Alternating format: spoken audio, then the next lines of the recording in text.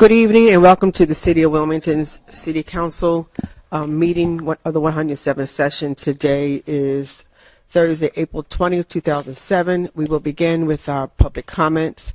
I have three individuals who have signed up for comments, and we ask that when you come forward that you please keep your comments relevant to items on the agenda or to city business, and that no advertisements of upcoming events, programs, and solicitations are allowed, but should be handled through the proper processes that we have available to you. With that being said, I'd like to invite Mr. Michael Polackowski to come forward, please, sir, and give your comments. Thank you. Yes, sir. Please identify yourself. Do I sit here? No, sir, at the podium, and you have 3 minutes. Good evening, ladies and gentlemen. Good evening. Mr. Shabazz. I'm calling here about the vacancy law. Right now, it's in my mother's name. My mother's 87 years old. She lives on the west side of town at Woodlawn Avenue in Mr. Williams District, and I live at 103 West 8th Street, so at Miss Harley's district. And several years ago, I made a police report. Somebody smashed in my front gate, and the police came. They walked in, made a report. I said the light was on upstairs. I don't remember if I left it on or not. So anyway, they wrote up the building is vacant. So ever since that point, they start assessing fines, and I kept on. I had the inspector come over. I said, I'm living here. He said, no, you're not. He looked at the soap dish. He said, your soap dish hasn't been used in several months. You're not using enough water. So they claimed I wasn't living there, and they assessed it. And right now, I have less than 60 days that the clock is ticking. I'm feeling a lot of pressure. Less than 30 days now. They want close to $10,000, or else they're going to take my property away from me. So I won't have a place to live, except for my mother's, which she's at her house, which I've been taking care of her for the most part, the last few years especially. So I just want to say these laws are very unjust.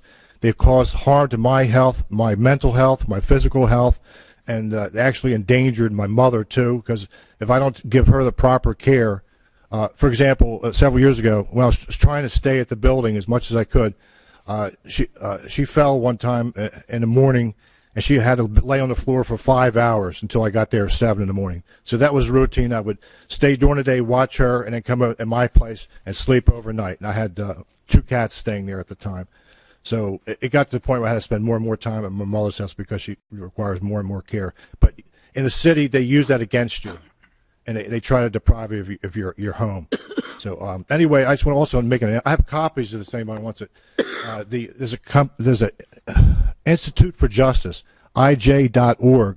Supreme Court upholds principle of innocent and proven guilty, and this has to do with civil forfeiture laws. Now, right now, I'm having a hard time getting documentation that I've been using. The electric has never been turned off since 1999, but the DP&L will not send me a listing of the last few years. The only thing they sent me is 2017. That took almost 2 weeks just to get, and meanwhile the clock is ticking. I'm feeling the pressure, and nobody seems to really care. I went to the local legal aid since I don't have money. I've been without a job since 2008, and they refused to work on it because I don't have enough documentation. And I'm sorry, but the documents are misplaced. I have no idea where the bills went to. So I'm under a lot of pressure right now, and nobody seems to have any concern. So anyway, I just want to say I just found this on the internet yesterday. There's a press release, April 19th, from the Institute of Justice. Supreme Court upholds principle of innocent until proven guilty.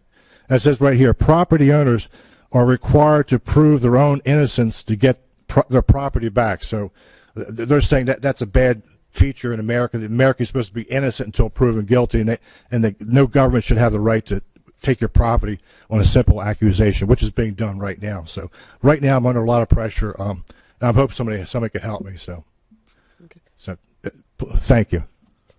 Thank you. You gave it. So this is your address here that you've listed here?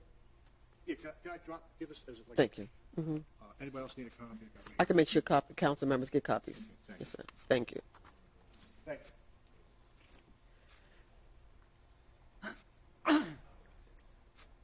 you. Ms. Gwendolyn Adams. Thanks, Sadie.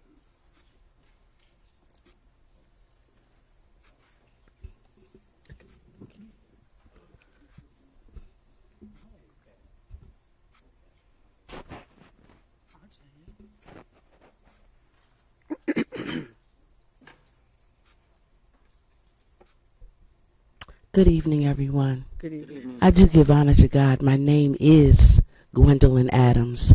I'm a resident of the 5th District here in Wilmington, Delaware. As I grew up, it was part of the philosophy that you praise in public and you correct in private. My mother was an old-fashioned girl, and so am I. And my philosophy is, if you misbehave in public, you get corrected in public. If you do what's proper in public, then you get praised in public. I'm here tonight because really